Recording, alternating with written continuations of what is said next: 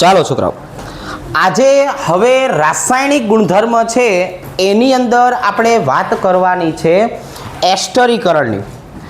આપણે છોકરાઓ જે પ્રશ્ન શીખીએ છીએ એ આવી રીતના હોય છે. જો હું આલ્કોહોલ અથવા તો ફિનોલના બંધારણની વાત કરું તો એનું બંધારણ આવી રીતના છે. તો અત્યારે આપણે કેવા પ્રકારની રાસાયણિક પ્રક્રિયા સમજીએ છીએ જરાક જોવો જોઈએ.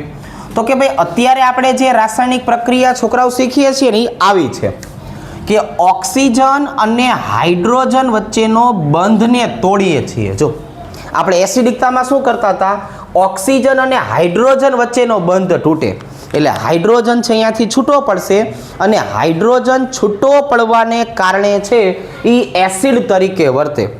હવે આ જ વસ્તુનો આપણે ઉપયોગ કરશું એસ્ટરીકરણ જે છે એ એસ્ટરીકરણ પ્રક્રિયા માટે. બરોબર? તો જો એસ્ટરીકરણ પ્રક્રિયાની આપણે વાત કરીએ તો આવી રીતે સમજાવશું કે ભાઈ આપણી પાસે આલ્કોહોલ આવેલો છે. જો અહીંયા આપણે ડાયરેક્ટ ઉદાહરણથી જ શીખવાનું છે. એટલે CH3CH2OH હું અહીંયા માનાંક તરીકે ઇથેનોલ લેવાનો છું. છોકરાઓ, કોને લેવું છે? ઇથેનોલ. તો પહેલી પ્રક્રિયા કરશું કાર્બોક્સિલિક એસિડ સાથે. કોની હાજરીમાં? એસિડ ઉદ્દીપકની હાજરીમાં. ચલો બીજું આપણે ઉદાહરણ કયું લેવું છે છોકરાઓ? તો કે ભાઈ જો આપણે બીજું ઉદાહરણ લેવું છે ના વ્યુત્પન્ન સાથેની પ્રક્રિયા. કાર્બોક્સિલિક એસિડના બે સરસ મજાના વ્યુત્પન્ન હોય છે. જો આવી રીતે છોકરાઓ. અને કાર્બોક્સિલિક એસિડની જો આપણે વાત કરીએ તો એનો બીજો વ્યુત્પન્ન છે આવી રીતે. કેવી રીતે છોકરાઓ? આવી રીતે. જો એ આમ એટલે અહીંયા આવશે H+ ની હાજરી. હવે એક આપણે ફિનોલની લઈ લઈએ. ફિનોલની ખરેખર પ્રક્રિયા આપણને સેલિસિલિક એસિડની હાજરીમાં આપી છે, પણ એ આપણે જે તે સમયે લાગતી વળગતી જગ્યાએ કરશું જેથી આપણને MCQ સરળતાથી આવડે. શું સરળતાથી આવડે છોકરાઓ? MCQ છે ને એ સરળતાથી આવડે. એટલે એ પ્રક્રિયા હું કોલ્બે સ્મિટ પ્રક્રિયા આવશે ત્યારે લેવાનો છું. ક્યારે લેશું આપણે? કોલ્બે સ્મિટ પ્રક્રિયા છે ત્યારે. હવે અહીંયા જો હાલો, તો આ એસ્ટરીકરણની પ્રક્રિયાની જો વાત કરીએ છોકરાઓ, તો અહીંયા મને એક વસ્તુની ખબર પડી ગઈ કે મારે ઓક્સિજન અને હાઇડ્રોજન વચ્ચેનો બંધ તોડવાનો છે. શું કરવાનું છે? કે અહીંયા આપણે ઓક્સિજન અને હાઇડ્રોજન વચ્ચેનો બંધ તોડવાનો છે. બીજી ખબર એ પડી કે મારે ટી-શર્ટ પહેરવાનું હતું, હું ભૂલી ગયો. હશે, હાલો હવે બીજું શું થાય. હવે અહીંયા છોકરાઓ શું કરશું? જો હળવેક રહીને આમનો હાઇડ્રોજન આમના OH સાથે જોડાય. શું બનશે? H2O. અહીંયા જો છોકરાઓ, આમનો હાઇડ્રોજન આમના ક્લોરીન સાથે જોડાય. જો શું બનશે? HCl. આમનો હાઇડ્રોજન અવળા મોટા સમૂહ સાથે જોડાઈ જશે. જો શું બનશે હવે? Acetic acid. આવી રીતે આમનો હાઇડ્રોજન આમના OH સાથે જોડાશે. જો શું બનશે? H2O. હવે તો કે હવે વધુ ઘટું લખશું. જો અહીંથી હું સ્ટાર્ટ કરું છું. CH3 C ડબલ બંધ O. બંધ જો અહીંથી તૂટ્યો છોકરાઓ. CH3 C ડબલ બંધ O અહીંથી બંધ તૂટ્યો અને અહીંયા અહીંથી તૂટ્યો. જો એટલે આને શું કરી નાખવાનું? આમ આ બાજુ શેકાઈ ગયું છે, હવે આ બાજુ શેકશું આપણે, ઊંધું કરી નાખશું આમ. એવું આપણે કરીએ ને. OCH2 CH3. રેડી? કંઈક તો શીખવું પડશે ને આપણે છોકરાઓ. તો આ ભાઈબંધનું નામ જુઓ ને, તો કે ઇથેનોલ. આ ભાઈબંધનું નામ શું છોકરાઓ? Ethanoic acid. આવી રીતે અહીંયા નિપજ મેળી એને શું કહેવાય? અહીંયા સોરી બોલ જોઈએ. આ નિપજનું નામ શું થાય? ઇથાઇલ. જો આને શું બોલાય? ઇથાઇલ. અને બે કાર્બન વાળા ભાઈબંધને બોલાય છોકરાઓ ઇથેનોએટ. શું બોલાય? ઇથેનોએટ. હવે આપણે આ જ બનાવી કરશું. રેડી? હવે અહીંયા જો હવે અહીંયા આપણે પ્રક્રિયા કરવી છે તો અહીંયા કયો ઘટક વધશે દર વખતે? તો કે દર વખતે આપણને એસાઇલ સમૂહ વધશે, CH3C ડબલ બંધ O. દર વખતે આ જ ભાઈબંધને આપણે વધારવાનો છે, જેનાથી આપણે ઉદાહરણ સરળતાથી લખી શકીએ. બરોબર, ઉદાહરણ સરળતાથી લખી શકીએ. આ કોણ છોકરાઓ? તો કે ઇથેનોલ. આ કોણ? Ethanoyl chloride. આનું નામ શું છે? Ethanoyl chloride. એસિટાઇલ ક્લોરાઇડ પણ કહી શકાય. હવે તો કે જો આ નિપજનું નામ આવી રીતે ઇથાઇલ ઇથેનોએટ. જોવો જોઈ. હવે આપણને બધી વસ્તુ આરામથી આવડી જશે. અહીંયા જો દર વખતે શું વધવાનું છે? તો કે આ દર વખતે આ ઘટક વધશે. આમ હવે આ ભાઈબંધને આમ ઊંધો કરીને લખી નાખીએ. જો OCH2CH3. આમ જોવો જોઈ. આ ભાઈબંધ કોણ? તો કે ઇથેનોલ. આ ભાઈબંધનું નામ છે ઇથેનોઇક. Ethanoic anhydride. જો આ એનહાઇડ્રાઇડ ક્રિયાશીલ સમૂહ છે. કોણ છે? એનહાઇડ્રાઇડ. આ ભાઈબંધનું નામ ફિક્સ ઇથાઇલ ઇથેનોએટ. જો આવી રીતે રેડી આવડશે, સમજાઈ જશે. હવે ફિનોલ છોકરાઓ, જો ફિનોલ હોય તો નિપજ તો સેમ ટુ સેમ. જો CH3C ડબલ બંધ O. આ વખતે આપણે આ ફિનાઇલ શૃંખલાને જોડી દઈશું. જો આ વખતે આપણે શું કરશું છોકરાઓ? આ ફિનાઇલ શૃંખલા જે છે એને જોડી દઈશું. જો જોઈ. હવે શું વધ્યું છોકરાઓ? તો કે આ આપણો ભાઈબંધ ફિનોલ હતો. જો આ આપણો ભાઈબંધ ફિનોલ હતો. આ કોણ હતું? Ethanoic acid. જો આ કોણ હતું? Ethanoic acid. અને આ ભાઈબંધનું નામ છે ફિનાઇલ. સાંભળજો, આને કહેવાય ફિનાઇલ. સાંભળ્યું? આ ફિનાઇલ તરીકે ઓળખવામાં આવશે. અને આટલા ભાગને શું બોલાય? ઇથેનોએટ. જોવો જોઈ. તો આ પ્રક્રિયા છોકરાઓ એસ્ટરીકરણ તરીકે ઓળખાશે. શેના તરીકે ઓળખાશે? એસ્ટરીકરણ તરીકે. એક વખત તમે ઉડતી નજર નાખો. હવે એક મોસ્ટ આઈએમપી પ્રક્રિયા શીખડાવું છું. હવે અહીંયા જુઓ છોકરાઓ, હાલો. હવે રાસાયણિક ગુણધર્મમાં બીજી પ્રક્રિયા જે શીખવી છે ને મોસ્ટ આઈએમપી છે. થિયરી MCQ બેયમાં પૂછી શકાય ને એવી. આમાં આપણે ધરાઈને ધ્યાન રાખશું. કેવું ધ્યાન રાખશું છોકરાઓ? ધરાઈને જે છે એ ધ્યાન રાખશું. પહેલા સ્ટાર્ટિંગ અહીંથી થાય. આ કેવા પ્રકારના રાસાયણિક ગુણધર્મની વાત કરવાની છે? તો કે આ એવા પ્રકારના રાસાયણિક ગુણધર્મની વાત કરવાની છે કે જેની અંદર કાર્બન અને ઓક્સિજન વચ્ચેનો બંધ તૂટશે. જો આમાં કયો બંધ તૂટવાનો છે? કાર્બન અને ઓક્સિજન. જો અહીંથી સ્ટાર્ટ થાય. MCQ પૂછવા હોય ને જેથી અઘરા તેથી અહીંથી સ્ટાર્ટ કરે. આવી રીતના પણ નાના પોઈન્ટ લઈ લે તો એ બધું ધ્યાનમાં રખાય. હવે તો કે હવે આ પ્રક્રિયાને આપણે નામ આપ્યું છે લ્યુકાસ કસોટી. જો લ્યુકાસ કસોટી બે રીતે ઓળખાશે. પહેલી ઓળખાણ કોણ? આલ્કોહોલની પરખ કસોટી. જો છોકરાઓની પહેલી ઓળખાણ કઈ ખબર છે? આલ્કોહોલની પરખ કસોટી. અને બીજી ઓળખાણ તો આપણને ખબર જ છે, હેલો આલ્કેનની બનાવટ.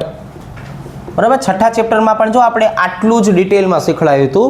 સેમ ટુ સેમ રિવિઝન કરાવું છું. છઠ્ઠા ચેપ્ટરમાં જેટલું બધું ભણાવ્યું હતું ને એ બધું જ અત્યારે બીજી વાર લખશું, બીજી વાર આપણે ધ્યાન રાખશું. ભલે ને આપણને આવડી જતું. હં, તો હવે આલ્કોહોલની પરખ કસોટીની વાત કરીએ તો આની રાસાયણિક પ્રક્રિયા કેવી છે? જો તો કે ભાઈ આની રાસાયણિક પ્રક્રિયા આવી છે. જો આલ્કોહોલની પ્રક્રિયા આપણે હું માનાંક તરીકે HCl ને લઈ લઉં છું. સાંદ્ર HCl. રેડી? આલ્કાઇલ હેલાઇડમાં આપણે શું લઈએ છીએ છોકરાઓ? HCl.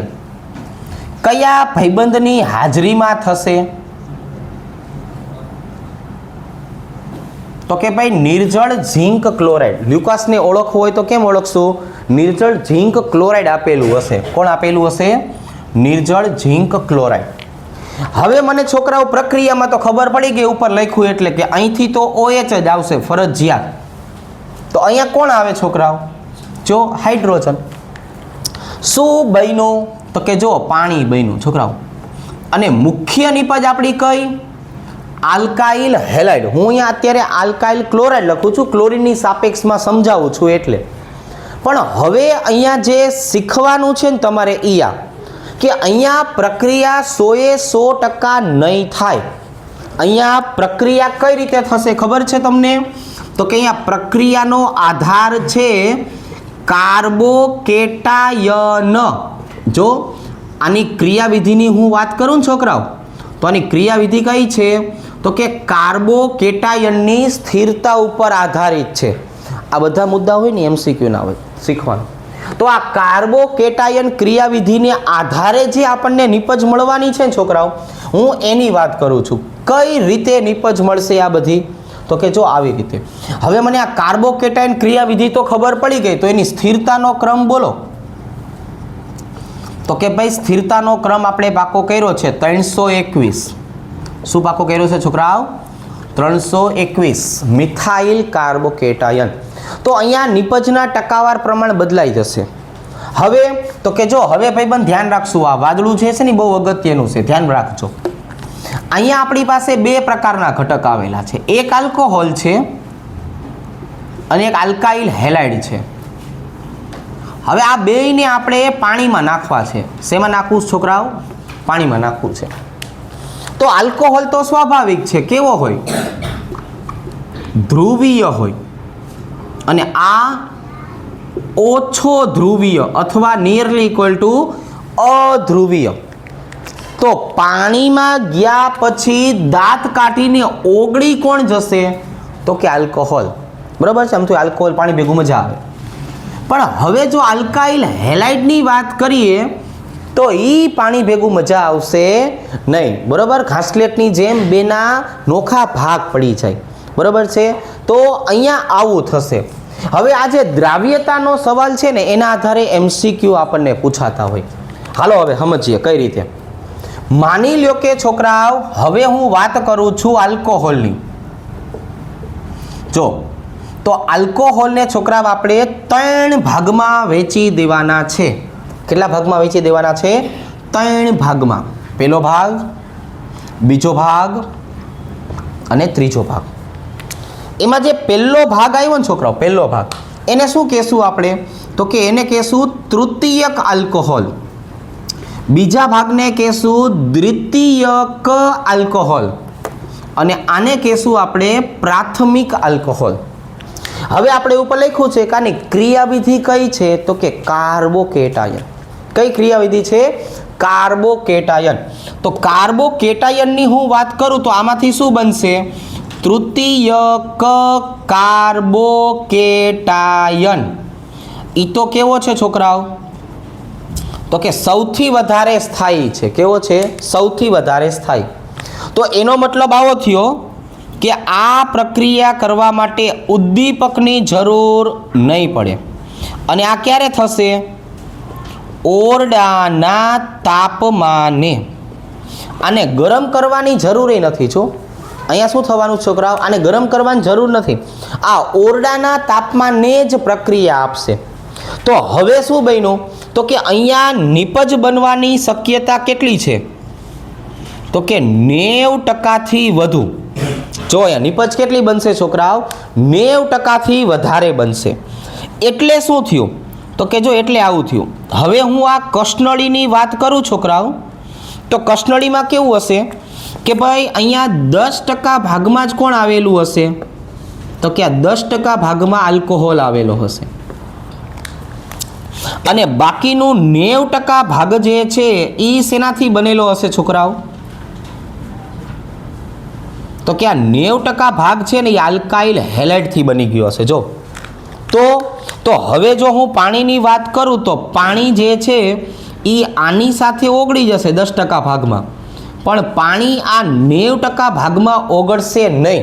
એટલે એ ઉપરની બાજુએ તરશે અને તરવાને કારણે આખો લેયર અલગ બની જશે. તો જ્યારે તૃતીયક આલ્કોહોલ લીધેલો હોય એટલે પ્રક્રિયા કેવી થશે? ઝડપી પ્રક્રિયા થશે. કેવી? ઝડપી પ્રક્રિયા. અને ઝડપી પ્રક્રિયા થવાને કારણે મને ઉપરની બાજુએ તૈલી બિંદુ જોવા મળશે. શું જોવા મળશે? તૈલી બિંદુ. આની નીપજ હશે તૈલી બિંદુ. કોના કારણે? આ ભાઈબંધના કારણે. કોના કારણે? આ ભાઈબંધના કારણે. તો આમાંથી જો આટલા પ્રકારના એમસીક્યુ પૂછાય. તૃતીયક કાર્બોકેટાયન સ્થાયી હોય, ઉદ્દીપકની જરૂર નથી, ઓરડાના તાપમાને પ્રક્રિયા થઈ જાય, 90%થી વધુ પ્રક્રિયા થાય, પ્રક્રિયા ઝડપી હોય, નિપજ પાણીમાં દ્રાવ્ય નથી, એટલે ઉપરના ભાગે મને તૈલી બિંદુ જોવા મળશે. ઓકે, સરસ. હવે દ્વિતીયકની વાત કરીએ તો આમાંથી બનશે દ્વિતીયક કાર્બોકેટાયન. આ માપે માપે છે. દ્વિતીય કાર્બોકેટાયન આમ સ્થાયી, પણ કેવો સ્થાયી? માપે માપે સ્થાયી. રેડી? તો અહીંયા ભાઈ ઉદ્દીપક લેવો પડે. હા, અહીંયા એમને પ્રક્રિયા ન થાય હો ભાઈ, અહીંયા ઉદ્દીપક લેવો પડે. પછી થોડું કેવું ગરમ કરવું પડે. અને ઉષ્મા કહેવાય. ડેલ્ટા એટલે શું થાય છોકરાઓ? ઉષ્મા. ગરમ કરવો પડે. અહીંયા છે ને 50%ની આસપાસ નિપજ મળશે. જો કેવું થશે છોકરાઓ? 50%ની આસપાસ આપણને નિપજ જે છે એ નિપજ જોવા મળશે. અને છે ને કેવી છે? મધ્યમ પ્રક્રિયા છે. કેવી? મધ્યમ પ્રક્રિયા. એટલે એક ખામટી પૂરી ન થઈ જાય. ઝડપી પ્રક્રિયા શબ્દ જ નથી વાપરતા. જો તો આની અંદર નિપજ કેવી મળશે? સાંભળો ને જરા. આ મારી પાસે જે કષ્ટનળી હતી છોકરાઓ, એમાં 50% શું મળી ગયું? તો કે 50% આલ્કાઇલ હેલાઇડ બની ગયું. જો આ કાળા અક્ષર કોના છે? આલ્કાઇલ હેલાઇડના. અને 50% કોણ વધ્યું હશે છોકરાઓમાં? તો કે 50% આલ્કોહોલ વધ્યો હતો. જો આ લાલ અક્ષર કોનો? આલ્કોહોલના. હવે તો કે હવે પાણી આવશે. હવે પાણી બિચારું થઈ જશે. કેવું થઈ જશે? પાણી બિચારું થઈ જશે. પાણી આ આલ્કોહોલને ઓગાળી નાખશે, પણ આ જ પાણી આ આલ્કાઇલ હેલાઇડને ઓગાળી શકશે નહીં. તો એનો મતલબ શું થયો? તો કે જો આપણે મધ્યમ પ્રક્રિયા લખી હતી ને, એટલે મધ્યમ પ્રક્રિયાનો મતલબ આવો થયો.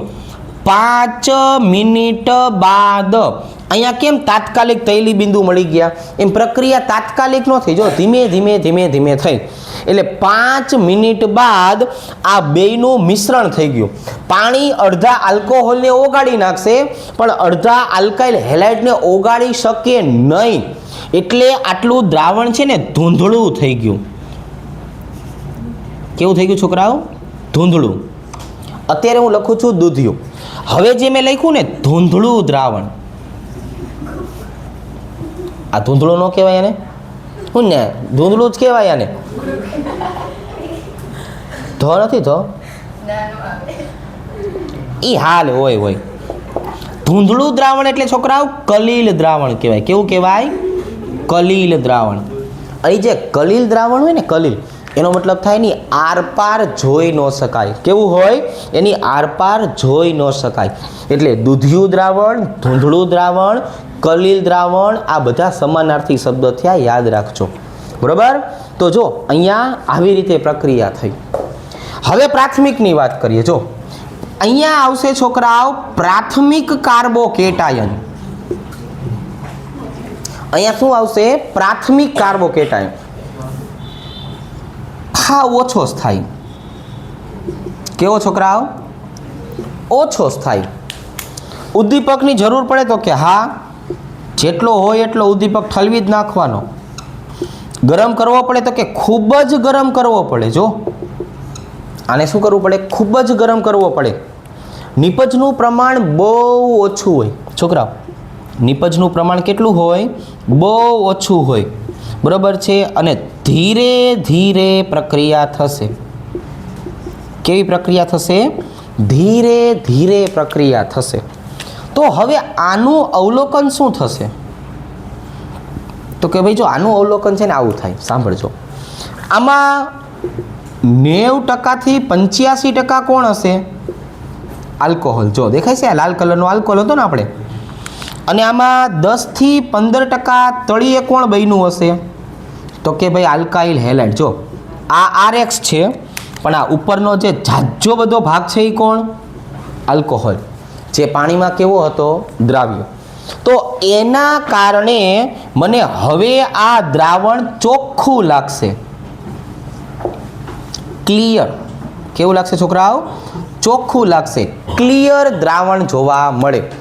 તો આના અવલોકનને આધારે આપણે નક્કી કરશું કે તમને કેવા પ્રકારનો આલ્કોહોલ આપેલો છે. એટલે આપણે લખ્યું ને આલ્કોહોલની પરખ કસોટી. તો આટલા મુદ્દાઓ જે છે એ પહેલાં શરૂઆતના થયા. હવે હું પ્રક્રિયા લખાવીશ અને પછી ફિનોલ શું કામ આ કાર્યક્રમ નથી કરતો એ સમજાવીશ. રેડી? આને ટાઈમ કાઢીને વ્યવસ્થિત રીતે લખી નાખો. હવે આ જો છોકરા, હાલો હવે આપણે લ્યુકાસ કસોટીના ઉદાહરણો સમજીએ. ચાલો, કેમ કરતા? તો કે જો આમ કરતા. હવે પહેલા હું લઉં છું તૃતીયક. સાંભળજો, હું એવું આવે એ એવું આવે મારે ધ્યાન રાખવું પડશે. આવું પહેલાં જ મને કીધું હોત તો હું તો લેખા કરીને ભણાવે. હવે અહીંયા જો હાલો પહેલાં મેઇન કામ કરીએ. સાંદ્ર HCl સાથે પ્રક્રિયા. અહીંયા આપણે એવું કીધું હતું કે આ જો તૃતીયક હોય તો ઉદ્દીપકની જરૂર નથી અને પ્રક્રિયા ક્યારે થશે છોકરાઓ? રૂમ ટેમ્પરેચરે. જો આ પ્રક્રિયા ક્યારે થશે? રૂમ ટેમ્પરેચરે. પ્રક્રિયા તો કેટલી સહેલી? આટલી સહેલી. જો હળવેક રહીને અહીંયા H2O ને છૂટો પાડશું અને અહીંયા નિપજ તરીકે કોને બનાવી નાખવાની વાત છે છોકરાઓ? તો કે ભાઈ હવે આ ક્લોરીનને લઈ આવશું. આ આપણો ભાઈબંધ ક્લોરીન અહીંયા આવશે. ચાલો જરાક નામ લખાવી દે ને આગેથી. આનું નામ શું છે? તૃતીયક બ્યુટાઇલ આલ્કોહોલ. જો આવી રીતે. અને જે નિપજ બની કોણ?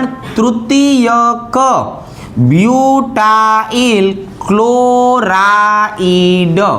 આવી રીતે. ચાલો બીજું ઉદાહરણ આવડશે? તો કે આવી રીતે. જો કેવી રીતે છોકરાઓ? આવી રીતે.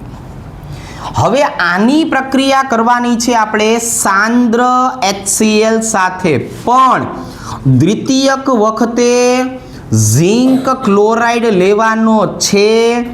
આને ગરમ પણ કરવાનો છે. આને આપણે હારી પેટનો ગરમ નહીં કરીએ, પણ માપે માપે ગરમ તો કરશું, તો જ નિપજ મળશે. હવે જો આ OH આ હાઇડ્રોજન સાથે જોડાય એટલે H2O નો અણુ છૂટો પડ્યો. છોકરાઓ શું થયું? OH H2O નો અણુ છૂટો પડ્યો. જો અહીંયા શું આવી ગયું છોકરાઓ? CH3 અહીંયા આવી જવાનું છે ક્લોરીન. આવી રીતે. જો નામ લખશું આપણે. આને બોલશું આઇસોપ્રોપાઇલ આલ્કોહોલ. આને શું બોલાય? આઇસોપ્રોપાઇલ આલ્કોહોલ. અને નિપજ શું મળશે છોકરાઓ? આઇસોપ્રોપાઇલ ક્લોરાઇડ. જો આને શું કહેવાય? આઇસોપ્રોપાઇલ ક્લોરાઇડ. દ્વિતીયક. અને પ્રાથમિકની જો આપણે વાત કરવી હોય તો પ્રાથમિક આવી રીતે છોકરાઓ. જો ઇથેનોલ. પ્રક્રિયા થશે સાંદ્ર HCl ની હાજરીમાં. નિર્જળ ઝિંક ક્લોરાઇડ. અને આને છોકરાઓ ખૂબ જ વધારે ગરમ કરવો પડશે. હારી પેટનો ગરમ કરશું ત્યારે અહીંથી OH છૂટો પડશે. માપે માપે પાણી બનશે. માપે માપે. અને આ ઇથાઇલ ક્લોરાઇડ બનશે. માપે માપે. હમણાં વાત કરી હતી એવી રીતે.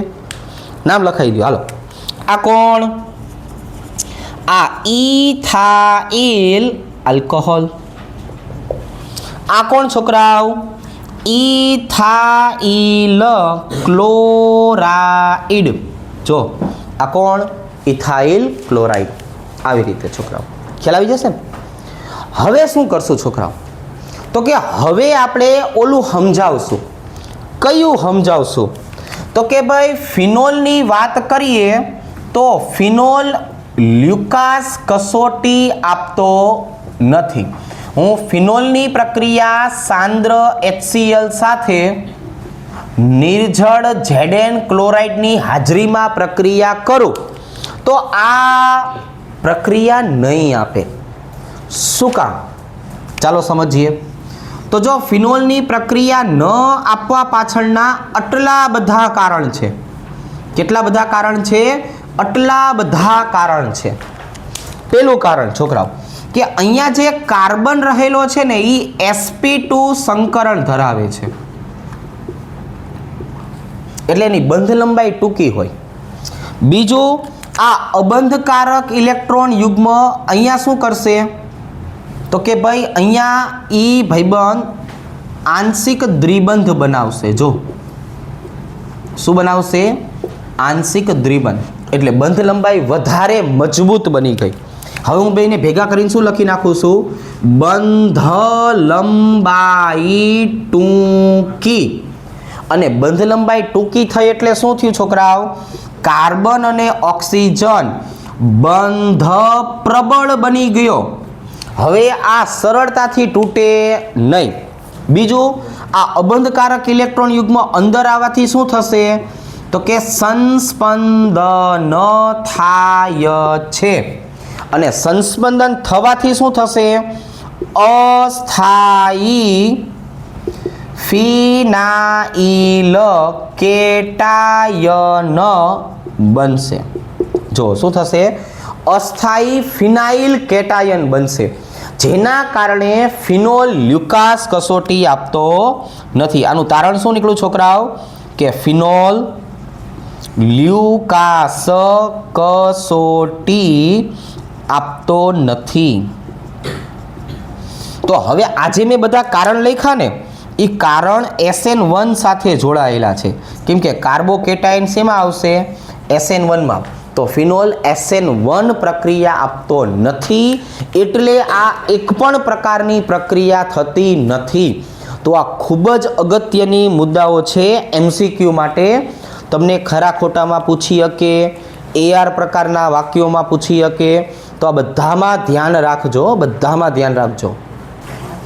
હવે એના પછી જુઓ છોકરાઓ, એના પછી આપણે વાત કરવી છે ફોસ્ફરસના હેલાઇડ સાથેની પ્રક્રિયા. હવે જો આપણે બે પ્રકારની પ્રક્રિયા શીખવાની છે. પહેલી પ્રક્રિયા શીખશું આપણે PCl5ની હાજરીમાં. શું નામ છે આ ભાઈબંધનું? તો કે જો આનું નામ છે ફોસ્ફરસ પેન્ટાક્લોરાઇડ. આની જો આપણે વાત કરીએ છોકરાઓ તો આને શેના તરીકે ઓળખાવશું? ફોસ્ફરસ પેન્ટાક્લોરાઇડ. પ્રક્રિયા એકદમ સરળ. જો સાંભળો, આપણે એકદમ વ્યવસ્થિત રીતે સમજીએ એટલે આપણને આવડી જાય. ઇથેનોલની પ્રક્રિયા આપણે કરવાની છે છોકરાઓ PCl5 સાથે. 1 2 3 4 અને 5. જો આવી રીતે. હવે તો કે હવે જો આ હાઇડ્રોજન જોડાઈ જશે આ ક્લોરીન સાથે, એટલે આપણે પ્રક્રિયા દરમિયાન જે છે એ શું છૂટું પાડશું તો કે પહેલા છૂટું પડી જશે HCl. હવે તો કે હવે આ ક્લોરીન જે રહ્યો નીચેવાળો, એ ક્લોરીન જોડાઈ જશે ઇથાઇલ શૃંખલા સાથે, એટલે એ આપણી મુખ્ય નિપજ બની ગઈ. જો CH3CH2Cl આવી રીતે. રેડી? અને હવે આ ઓક્સિજનની જો આપણે વાત કરીએ છોકરાઓ તો એ ઓક્સિજન કોની સાથે જોડાશે તો કે ભાઈ ઓક્સિજન જોડાશે ફોસ્ફરસ સાથે. તો અહીંયા શું બની ગયું છોકરાઓ તો કે જો અહીંયા બની ગયું POCl3. હવે આ બધાના નામ લખીએ આપણે. જો આની જો હું વાત કરું છોકરાઓ તો આ કોણ? ઇથેનોલ. આ આપણો ભાઈબંધ ફોસ્ફરસ પેન્ટાક્લોરાઇડ. અહીંયા નિપજ મળશે ઇથાઇલ ક્લોરાઇડ અને આને કહેવાનું છે ફોસ્ફરસ ઓક્સીક્લોરાઇડ. જો આવી રીતે છોકરાઓ, આ પેલી બનાવટ થઈ એની. બીજા નંબરની જો આપણે વાત કરીએ તો આવી રીતે. જો આના છે ને 3 અણુ લઈ લઈએ. કેટલા અણુ લઈ લઈએ છોકરાઓ? 3 અણુ. આ પણ આપણે ઓલી હેલો આલ્કેન હેલો એરિનની બનાવટ વખતે લીધેલું જ છે, રિવિઝન ટાઈપ, પણ લઈ લેવાય ખરા. ઈ બાને ભલે ને આપણને યાદ આવી જતું, બરાબર, ઈ બાને ભલે ને આપણને પાકું થઈ જતું, એવી રીતે. તો જો અહીંયા આવી જશે છોકરાઓ આમ બ્રોમિન, બ્રોમિન અને બ્રોમિન, જો આવી રીતે. એટલે અહીંયા છોકરાઓ બીજા નંબરે લખવાનું રહી ગયું મારે PbR3 ફોસ્ફરસ ટ્રાઇબ્રોમાઇડ. પ્રક્રિયા કઈ રીતે થશે ખબર છે? જો પ્રક્રિયા આવી રીતે, ઇથાઇલ શૃંખલા જે છે, ઇથાઇલ શૃંખલા આ 3 ઈ આ બ્રોમિન સાથે જોડાઈ જશે. જો કોની સાથે જોડાઈ જશે? બ્રોમિન સાથે. પગમાં વાગે. હવે અહીંયા જે આપણે જોવા જઈએ છોકરાઓ તો શું થયું? તો કે ભાઈ 3 અણુ આવા મળ્યા, CH3 CH2 Br પ્રકારના. જો CH3 CH2 Br. અને આજે 3 OH રહ્યા ને 1 2 3 ઈ આ ફોસ્ફરસ સાથે જોડાઈ જશે. એટલે અહીંયા બનશે H3PO3. જો આવી રીતે. ઘણી વખત MCQમાં આનું નામ ઉપનિપજ તરીકે પણ પૂછી લે છે. તો હવે આપણે જો આમને નામ લખવા જઈએ તો આ તો ઇથેનોલ. રેડી? આ કોણ? તો કે આનું નામ લખી નાખીએ ફોસ્ફોરસ ટ્રાઇબ્રોમાઇડ. જો આવી રીતે. આ કોણ હતું છોકરાઓ? તો કે આ હતું ઇથાઇલ બ્રોમાઇડ. જો ઇથાઇલ બ્રોમાઇડ. અને આ ઉપનિપજ છે એનું નામ શું થશે? ફોસ્ફોરસ એસિડ. જો અને શું કહેવાય આપણે? ફોસ્ફોરસ એસિડ. રેડી? ચાલો, તો આ બે વસ્તુ ઉપર આપણે MCQ માટે ધ્યાન આપશું. શેના માટે ધ્યાન આપશું છોકરાઓ? MCQ માટે.